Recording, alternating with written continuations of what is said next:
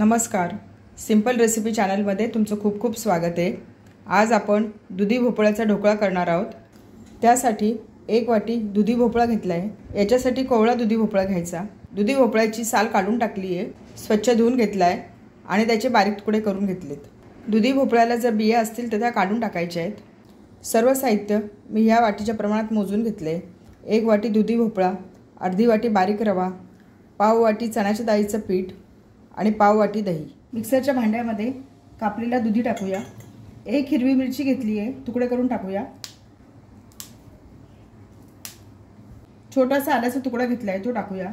थोडीशी कोथिंबीर मिक्सरमध्ये बारीक वाटून घेऊया। वाटताना पाण्याचा जास्त वापर करायचा नाही। जर आवश्यकता वाटली तर 1 किंवा 2 चमचे पाण्याचा वापर करायचा। मिक्सरमध्ये बारीक वाटून घेतले। मी हे सर्व पाण्याचा वापर न करताच वाटले। वाटताना दुधीला पाणी सुटतं। जर तुमचं हे मिश्रण वाटलं गेलं नाही तर तुम्ही त्याच्यामध्ये 1 किंवा 2 चमचे पाणी वापरा। सर्व मिश्रण बाउलमध्ये काढून घेऊया। याच्यामध्ये अर्धी वाटी बारीक रवा टाकूया, पाव वाटी बेसन, पाव वाटी दही। याच्यासाठी थोडं आंबट दही घ्यायचं, म्हणजे ढोकळ्याची चव छान लागते। सर्व मिक्स करून घेऊया। सर्व छान मिक्स करून घेतलंय। मिक्सरचं भांडं धुवून घेतले। 1 चमचा पाणी टाकूया, मिक्स करून घेऊया। हे मिश्रण जास्त पातळ करायचं नाही। याच्यावर झाकण ठेवते। हे मिश्रण आपण 10 मिनिटं झाकून ठेवूया, म्हणजे याच्यामध्ये जो रवा टाकलाय तो छान फुलून येईल। 10 मिनिटं झाली आहे, झाकण काढून बघूया। याच्यामध्ये रवा छान फुगलाय। 2 ते 3 मिनिटं हे मिश्रण छान फेटून घेऊया। अशा प्रकारे मिश्रण फेटून घेतल्यावर ढोकळा छान हलका होतो, जाळीदार होतो। 2 ते 3 मिनिटं मिश्रण छान फेटून घेतले। याच्यामध्ये 2 चिमूट हिंग टाकूया, 2 चिमूट हळद। हळद अगदी थोडीशी टाकायची आहे। चवीनुसार मीठ। आपण याच्यामध्ये दही टाकले आहे। चवीसाठी थोडीशी साखर टाकूया। छोटा पाव चमचा साखर घेतली आहे। 1 चमचा तेल टाकूया। तेल टाकल्यामुळे ढोकळा छान मऊ होतो। सर्व मिक्स करून घेऊया। 2 मिनिटं सर्व छान फेटून घेऊया। स्टीमरमध्ये ढोकळा वाफवण्यासाठी पाणी गरम करायला ठेवले। ह्या कुकरच्या भांड्यामध्ये मी ढोकळा वाफवून घेणार आहे।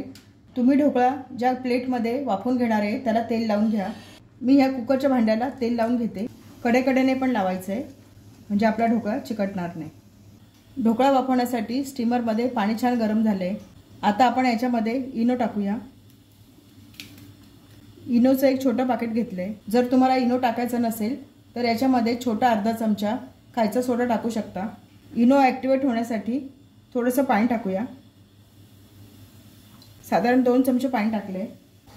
सर्व मिक्स करून घेऊया। ही प्रोसेस स्टीमरमधलं पाणी तापल्यावरच करायची आहे। 1 मिनिटभर छान मिक्स करून घेऊया। हे मिश्रण जास्त वेळ ठेवायचं नाही। तेल लावलेल्या भांड्यामध्ये मिश्रण ओतून घेऊया। टॅप करून घेऊया, म्हणजे मिश्रण सगळीकडे सारखं पसरलं जाईल। याच्यावर थोडेसे चिली फ्लेक्स टाकते। चिली फ्लेक्स टाकणं ऑप्शनल आहे। आता हा ढोकळा आपण वाफवण्यासाठी ठेवून देऊया। स्टीमरमध्ये पाणी छान उकळलंय।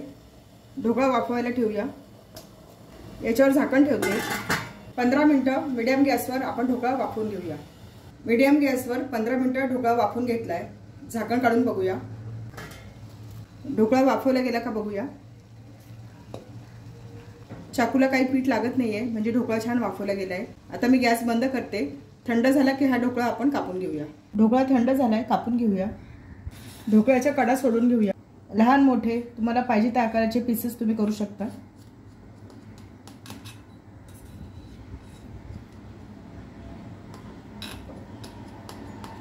मी चौकोनी आकारात ढोकळा कापून घेतलाय।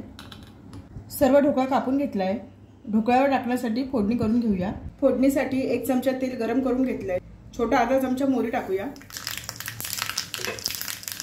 1 हिरवी मिरचीचे तुकडे करून घेतले, ते टाकूया। हिरवी मिरची मध्ये कापून घेतली आहे, म्हणजे ती उडणार नाही। गॅस मी बंद केलाय। 4 ते 5 कढीपत्त्याची पानं, 1 चमचा पांढरे तीळ।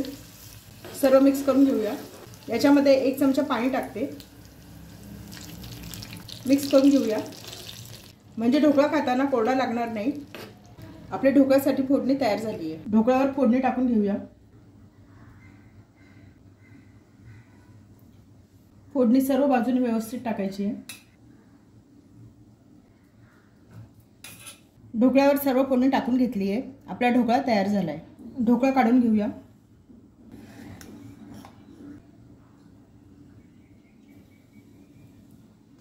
छान झाला आहे ढोकळा, छान स्पॉन्जी झाला आहे, मऊ लुसलुशीत झाला आहे। ढोकळ्याला छान जाळी पडली आहे। प्लेटमध्ये काढून ठेवते।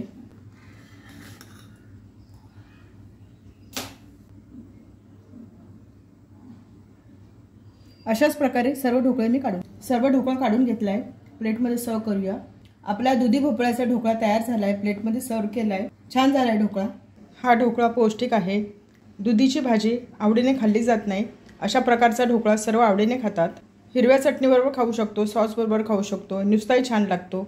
नाश्त्याला करू शकतो, डब्याला देऊ शकतो। हा इन्स्टंट ढोकळा असल्यामुळे झटपट होतो, चवीला खूप छान लागतो। ढोकळा कसा झाला ते बघूया।